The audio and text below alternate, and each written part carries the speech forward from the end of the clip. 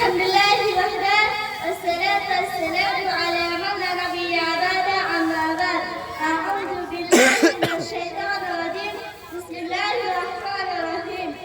أن الصلاة تنهى عن الفحشاء والمنكر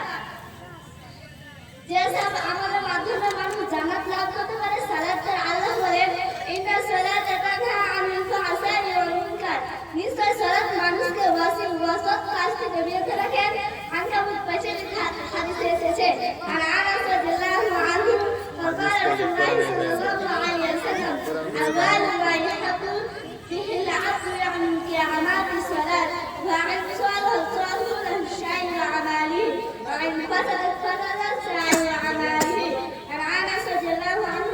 قال الرسول صلى الله عليه وسلم বলেছেন কিয়ামতের দিন মানুষকে সর্বপ্রথম সালাত সম্পর্কে জিজ্ঞেস করা হবে যদি তার সালাত গ্রহণযোগ্য হয় তাহলে সমস্ত আমল গ্রহণ হবে আর যদি সালাত গ্রহণযোগ্য না হয় তাহলে সমস্ত আমল বাতিল হবে আর সমস্ত বিধান হচ্ছে সালাত আবু হুরায়রা রাদিয়াল্লাহু আনহু বলেন রাসূল সাল্লাল্লাহু আলাইহি ওয়াসাল্লাম বলেছেন আচ্ছা বলো তো যদি তোমাদের দাদা কাহবা একটি নাও থাকে যাতে সে রেডি পার গোসল করে তার কিছু ময়লা বাকি থাকে কি সাহাবীদের মধ্যে ময়লা বাকি থাকে রাসূল সাল্লাল্লাহু আলাইহি ওয়াসাল্লামের পুরো হচ্ছে 5 ওয়াক্ত সালাত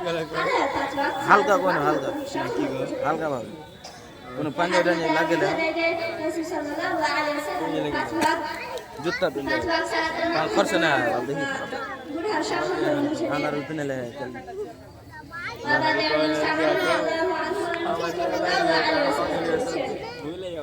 আল্লাহ তাআলা 5 ওয়াক্ত সালাত ফরজ করেছেন যে ব্যক্তি 5 ওয়াক্ত সালাত করে উত্তম পূর্ণ করবে এবং পূর্ণভাবে করবে আশা করি পূর্ণ করবে আল্লাহ তাআলার প্রতি স্মৃতি রয়েছে আর যেভাবে আদায় করবে আল্লাহ তাআলার প্রতি স্মৃতি রয়েছে ইচ্ছে করে আল্লাহ তাআলা করবেন ইচ্ছে করে তাকে শাস্তি দেবেন আসসালামু আলাইকুম